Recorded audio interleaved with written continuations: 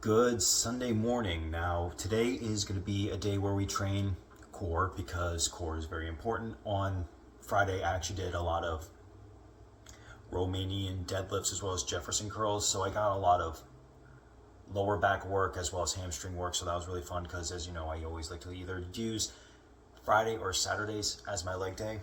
And let me take a sip of my coffee real quick. But yeah, very simple, basic day. My hair is kind of a mess because yesterday I styled it because I need to get pictures done. So the style stuff is still in the hair, and when you don't wash it out and you go fall asleep with it still in, the hair looks like a mess. But I kind of like it a little bit messy. That's what she said. But anyway, um, gonna listen to my daily Sunday or weekly Sunday sermons. Gonna get ready for church, or not church, for the gym, and do my thing. And should be pretty fun. Still in the process of kind of waking up, so a little bit tired still. The coffee hasn't done its thing yet, but that's neither here nor there. I'll catch you guys in a little bit. Peace.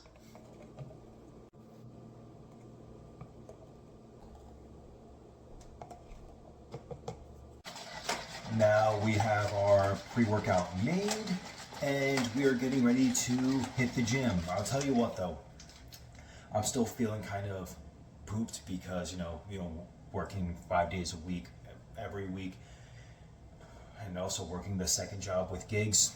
It's a bit of a doozy. It can really make you feel exhausted, even on your days off, which I almost just wanted to sit down and just play Metaphor ReFantazio all day because I finally got that, and it's really cool, even though every single Atlas game plays like this. The opening 4 to 6 hours are mostly just cutscenes until you can actually get into the solid gameplay. And I love Atlas games. Persona 4 Golden is one of my favorite games of all time. But just know that going into it before you play any game released by them. And it's very much unofficially Persona 6. They even have the time mechanic and everything. But as you know, we have goals to achieve, and we can't just slack off on those goals because we're feeling a little tired for one day. Same thing with your relationship with Jesus Christ. You can't ignore him just because you're feeling a little tired on that day, and that's something I have to remind myself to every now and again. But anyway, let's chug this pre-workout and let's get ourselves to the gym. Poultrygeist. One thing that is important to remember when it comes to making time for Christ is that we deserve 0% of his time, but he deserves all of our time because Christ truly is glorious. He is the truth, the light, and the way. And that's why he calls us to have a Sabbath. It isn't just time to rest and recover. And right there, you could see that I was about to drop the weight from between my feet, and it almost hit me in the face, which would have been mildly funny for the video, but I don't want to black eye. Anyway, I'm digressing. The importance of making time for Christ isn't just so that way we can rest and recover. It is to make sure our relationship with him is as substantial and as important as it can be. And the thing is, like, if we're being realistic here, in this modern world, it is hard for a lot of people to find the time to actually give to him. And I know apparently it's supposed to be on a Sunday, but I don't think God does not exist in our realm of time. So the day doesn't necessarily, in my opinion, I'm not a biblical scholar, doesn't necessarily have to be on a Sunday. It is whatever day you give to rest. That should be the day that you give to Christ. But keep in mind, we should be giving our lives to Christ every single day, not just on that rest day or the Sabbath day. Obviously, we have to work, we have to go to school, we have to take care of our families, we have to go to the store, we have things in our lives we have to do. But that doesn't negate that we need to find those times in our day to just sit down with Christ and be with him. I mean, we should always be with him as he is always with us as we're walking around throughout our days. But those moments, those hours, those minutes, those seconds we give to him, we have to make an utmost priority. Because think of what he's done for us. He literally sacrificed himself so that way we can be with him. Because let's be real, the forms we have now, the people we are now, do not deserve, we haven't earned our right to be within his presence at all. But he didn't care. He said, I want my children to be with me by my side. I want them all to hear, well done, good and faithful servant. But are we really earning that? Sure, a lot of us have claimed to give our lives to Christ, but how much of us are actually behaving that way? We're all sinners, we're all going to make mistakes, myself included, obviously. But we all have to remember, including myself, that even if we're busy, we have to make time for him. So oddly enough now, after training, my hair isn't looking as bad as it did before I even left for the day. You know what? Let's go to the bookstore. Why not? Barnes & Noble's is doing that Criterion sale. Probably find a cool movie that I haven't seen yet. I already did one trip for them I got the movie Sorcerer, which oddly enough is not about a sorcerer. Yeah, I knew that before I even got the movie. I knew it was a readaptation of Wages of Fear. And I heard it's an underrated movie for its time, but now it's becoming a new cultural hit. I haven't seen it yet, but it's directed by the guy who directed The Exorcist, and the Directorcist. That's a movie title, The Directorcist. But The Exorcist, and I really want to see this because I love The Exorcist, and it looks like a really cool movie from some of the shots I've seen from it. I'm trying to go into it as blindly as possible, so that way I can be completely, surprised. And I also want to check out Wages of Fear. They are, oddly enough, I think they did another readaptation of the novel like a year or two ago. It might have even come out this year for Netflix. I don't know anything about that outside if it's a similar plot. But yeah, why not? It's a Sunday, it's a nice day. Don't want to spend the entire day in the apartment just playing Metaphor ReFantazio, even though that would be a fun thing to do, just to kind of lock myself away for an entire day and just play video games. But I don't like being locked in all day playing video games. I say that as I'm fantasizing just about a day being locked in all day playing video games with no other responsibilities, but that's neither here nor there. So yeah, let's go to Barnes & Noble's and maybe the grocery store just to get some apples and a kombucha, even though I still think I have a few kombuchas left, and Yerke might need a little bit more food, even though I still think she has a few more cans left, but I might as well get more if I can. Anyways, let's get on the bounce.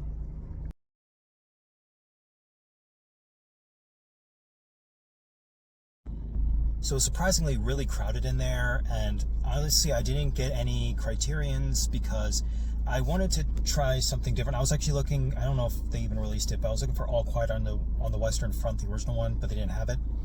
I didn't get Wages of Fear either because everyone says Sorcerer is the better one. I don't know, I haven't seen either one yet, but I'm definitely more interested in seeing Sorcerer if I'm going to be honest. But they were having another sale on Radiance, and I got Betrayal and Haunted Castle. They were also 50% off, and really one just seemed like a cool Japanese samurai movie, and I think it's directed by the same guy who made Sword of Doom, which is a great movie. And Haunted Castle just looks like it'd be really awesome for when Halloween time finally hits, because as we all know, Japanese horror is normally, more often than not, really atmospheric and creepy. So I'm looking forward to being able to watch that. My hair is acting wild again now once that time comes around. I mean, you can watch movies any time of year you want, but that looks like something that'd be good for the 31 days of horror. But anyway, let's get home because I am feeling tired. My hair is acting up again, and I am also very hungry, and I need some food. So anyways, I'll catch you guys at home. Peace. And this is actually take 3 because the dryer was being a lot louder than I was expecting, and I wanted you guys to be able to hear me as I'm talking. I'm doing laundry right now, that's why I'm in a different shirt. This is more of a nighttime, bedtime shirt anyway, and I think it fits perfectly. I got my pajama pants on, but that's neither here nor there. And I finally ate my supper. Obviously, I'm home, and I got my bottle of water. I also had a cupcake for dessert, and that cupcake had blue frosting on it, and that thing stains like it's no one's business. But again, neither here nor there. So what I wanted to talk about today is, what is the peak generation of video games? Now, a lot of this for some people will come down to nostalgia. Maybe the one I have is also a little bit nostalgic as well. But if I'm going by pure nostalgia, it'd be, the Dreamcast, PS2, Xbox, GameCube era of games. But if you ask me personally, what I believe is the truly best peak console when it came to graphics with gameplay, sound, games coming out regularly, and them being more willing to be more experimental with video games, I would say that was the 360, PS3, and Wii era. And why is that? Well, again, it comes down to that was the time when they were willing to be a little bit more experimental. You had plenty of games coming out much more regularly, ones that actually had interest. This is when Call of Duty wasn't as big of a, people weren't as jokey about it as they are now. You had Black Ops 1 and 2, you had the Modern Warfares 1 through 3, you had World at War. All of those are great Call of Duty games. Black Ops 2 is my personal favorite. And with the Wii, you had, Super Mario Galaxy, you had Legend of Zelda, Twilight Princess, I know that was on the GameCube too, Xenoblade Chronicles, The Last Story, Mario Kart, Smash Brothers Brawl. I know that one is a little bit divisive amongst fans. But personally, I love it. I love all the Smash Bros. Games, even though I'm terrible at the very first one. Roy is my main, by the way. Roy and Ike, by proxy, is my main. But truly, when I think of the gaming generation that is the one that I have the most, not just fond memories of, but ones I can think of just banger games. Even if they weren't bangers, they were at least trying to be kind of experimental. Like with not Call of Duty, Castlevania Lords of Shadow. That was obviously kind of a take on the God of War style of gameplay. But the fact they were willing to take Castlevania and then put it in with God of War, Shadow of the Colossus, and things like that, you really wouldn't see something like that nowadays, would you? Unless it's an independent game studios. I know indie studios are still releasing some high quality stuff. I mean, obviously I'm going to talk about this one a lot. You got Clair Obscur, you got The Precinct, you got Hollow Knight, you Blasphemous, things like that, Hades. Obviously, there are still good games coming out today. Clair Obscur is my favorite game of all time now. But when it came to the PS3 360 era,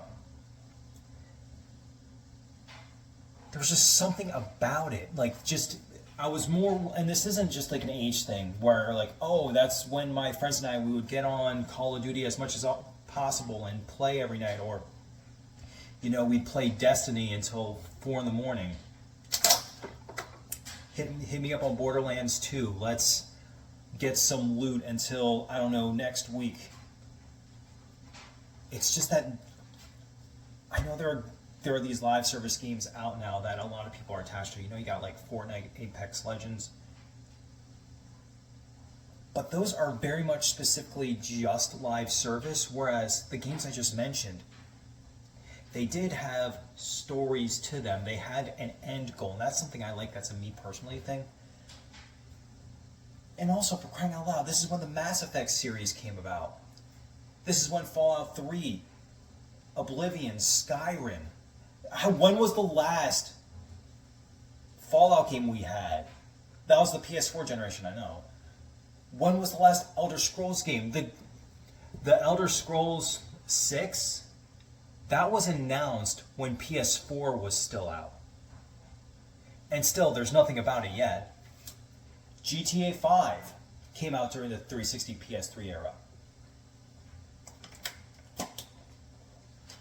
Red Dead Redemption 1, No More Heroes 2, Bayonetta 2, Portal, Bastion.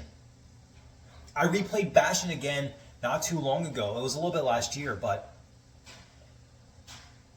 I remember playing it and my brain just went, oh, I can truly love video games, because I got off of a game that was like very grind heavy, and I was just like, wow. I was bummed after that. I felt like I never wanted to play a video game again after playing that one. But then when I started playing Bastion again, it just made me go, video games really are beautiful. And that's what I mean by that generation really had that oomph to it, you know? I mean, things like Persona, the Shin Megami Tensei series, weren't really popular as they are now, so we weren't getting that much attention to it. Persona 4 Golden did come out on the PS Vita, and that's also in my top 5 favorite games of all time. Persona 4 Golden, that's my favorite Persona game. So a lot of people say Persona 5 has the better gameplay, which I could say I agree with, but it's more so the characters of Persona 4, which is what I like. And again, that's what I'm talking about.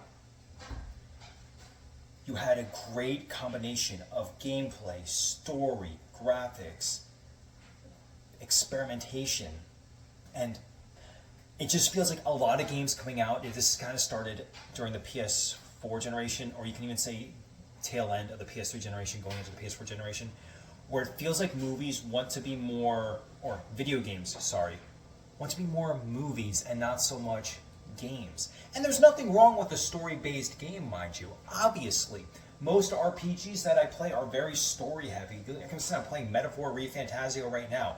The opening, 5 hours of it are basically just, most of that is just cutscenes, if we're going to be real, cutscenes and tutorials of what the game is about. But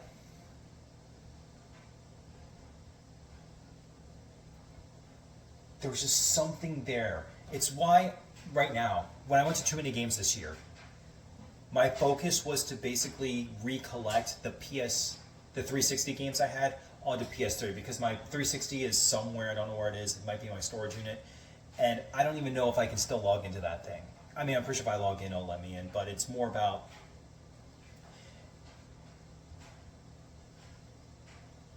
is my account still active on there? I have no idea. I tried looking it up, and I tried getting to the email address that'd be attached to, and I'm pretty sure that's a dead email now. So I really don't know. Because it was a live email, and live isn't a thing anymore. But, who's to say? Maybe one day I'll pull out my Xbox One, try to log into it, see what the email is, and then just try and get everything reset. And play games on the 360 again, because I do have a lot of cool games on installed on my 360, so there's that too. But anyway, I'm going on. It was the reason why I'm trying to recollect for my PS3, is because those games, oh my gosh, I can't believe I didn't even mention BioShock. That game is so much gameplay, but the story that goes on while, you're playing is so cool, so eerie, so atmospheric. BioShock Infinite, that's the one I just bought. I love BioShock Infinite, and again, I know that one's divisive amongst people, but that's one of my favorite games also. I can play that. There's just something that just sticks with me. Maybe it's because I got it at a midnight release. But BioShock Infinite is just so cool. And again, that was another time where they didn't play it safe with BioShock Infinite. They played it safe with BioShock 2, mind you. And that one is actually, I think BioShock 2 is actually pretty underrated. But with BioShock Infinite, they were willing to take the gameplay of BioShock, but change the setting, change the characters, change the world. And it was incredible. How many RPGs are we getting that's as thoroughly deep as something like Mass Effect, aside from Kingdom Come Deliverance, obviously?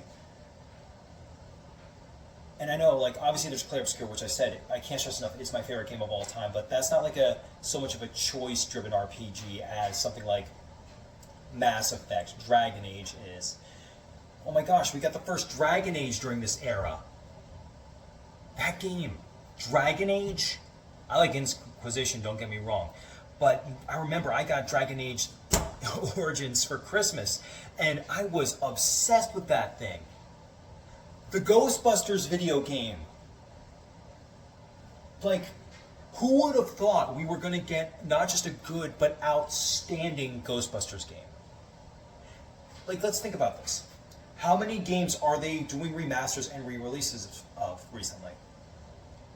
It's games from that generation. When Warhammer 40k Space Marine 2 came out, everyone was saying this is like a 360 shooter, because there's just something about that very specific generation that just holds up so well that I can just come back to any day of the week.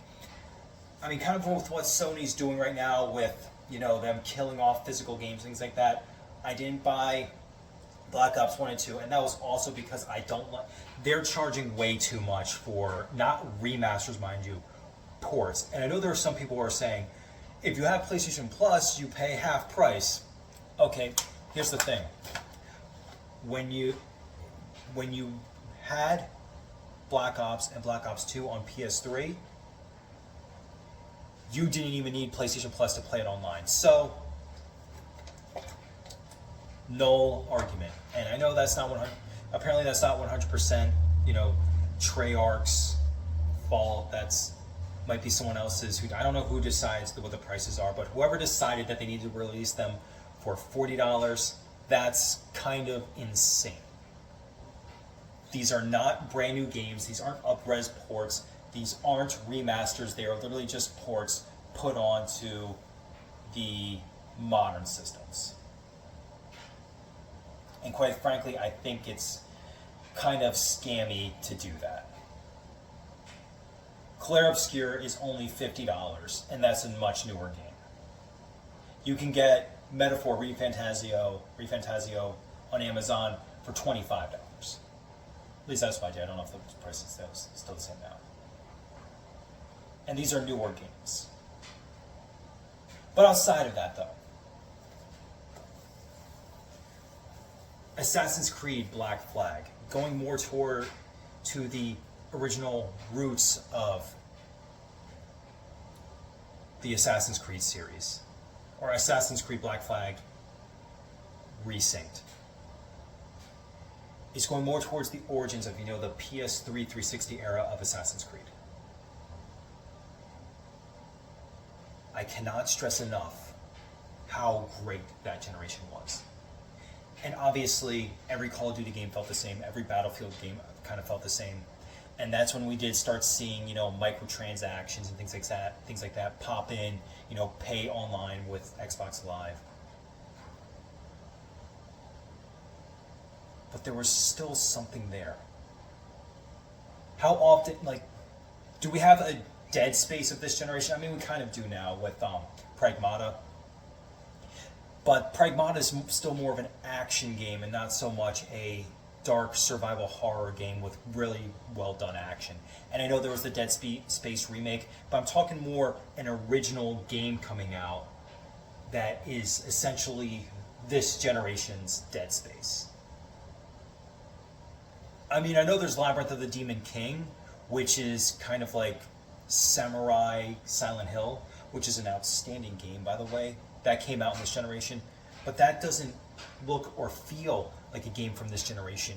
It looks and feels like a game that came out on the PS1 era, because that's what they wanted to go for. And even The Precinct, which is a game that I cannot stress enough more people need to play, that plays like an awesome PS2 game. But it feels like once we hit the PS4 era, as great as that era is, it feels like we were less willing to take risks and just kind of played everything safe. One of the few games that actually came out during that generation that were willing to take a little bit more risks was Doom. Doom is still outstanding, by the way, and I actually really liked Doom the Dark Ages. I got the Platinum Trophy on that one. I think it was a very fun, solid game. But the original Doom just had, rebooted Doom, mind you, Doom 2016 had that oomph to it. Again, it felt more like something a risk they were willing to take during the 360 PS3 era, and that's why a lot of people love 2016 Doom.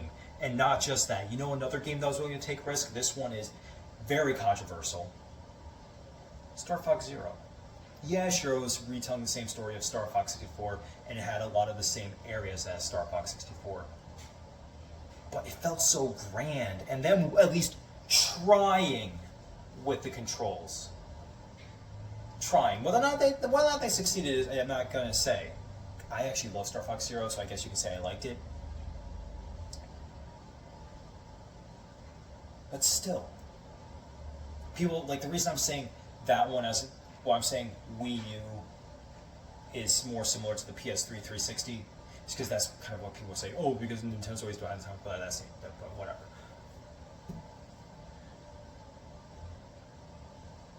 Because any game that comes out now that feels good is always compared to that specific era of games. And I want these generations to start having more games come out, because like quality over quantity, obviously. But during that era, there were just so many great games coming out. Like I remember, I was Far Cry 3, Borderlands 2, BioShock Infinite. I was setting sail with not pirating, mind you, when I say that, but I was setting sail in these great games that were coming out regularly, and I was paying full price for them. I wasn't waiting for them to go on sale like I do now. This was like the time where I was like, okay, awesome, new game coming out, here's $60, I'm gonna play it for the next 3 months. And then the next one came out, Darksiders 1 and 2, awesome games. Portal 2, awesome game. I remember my friend and I, we stayed up all night one night in the multiplayer mode just to play through it, and got that really funny ending.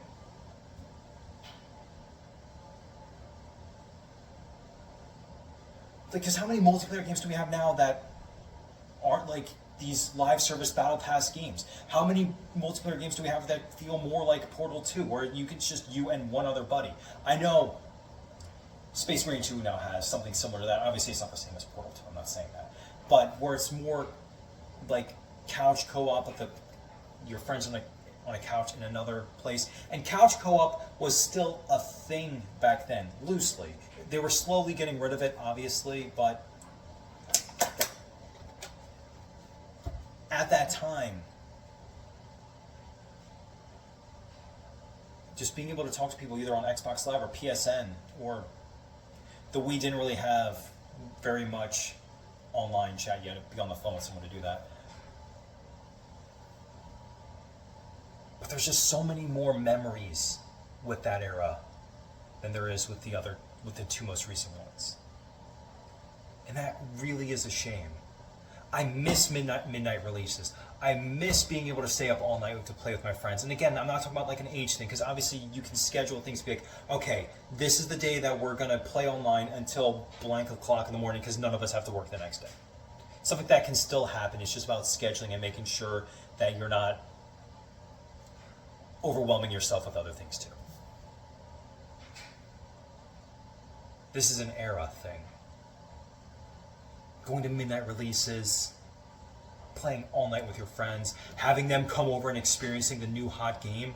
The closest thing I had to that was when I finally got my copy of Clair Obscur, my friend came into my room and I said, hey, check this out. This is the coolest thing I've ever seen in my life. Or my other roommate, he got the HD version of Luigi's Mansion 2 for the Switch. He invited me into his room and just let me watch him play it. And it was awesome. I just want that to come back, and I want that to happen again. Are we ever going to get it? Probably not, because we're now more focused on the tech than we are the gameplay. And that really is a shame. And that's kind of why when I talk to my roommates about it, this is the last generation we're probably going to care about. Because there's plenty of games in the past we can still play. Unless they obviously release a new Sonic game or something like that, I'll probably find a way to play that. But it is disappointing that there's not much there anymore. But anyway, I'm going to call it for the night. I'm going to edit this video, brush my teeth, and get ready for bed. I mean, not right yet, but a little bit later. Maybe I'm going to watch a movie. Anyways, hope you all have a great night and play some fun video games.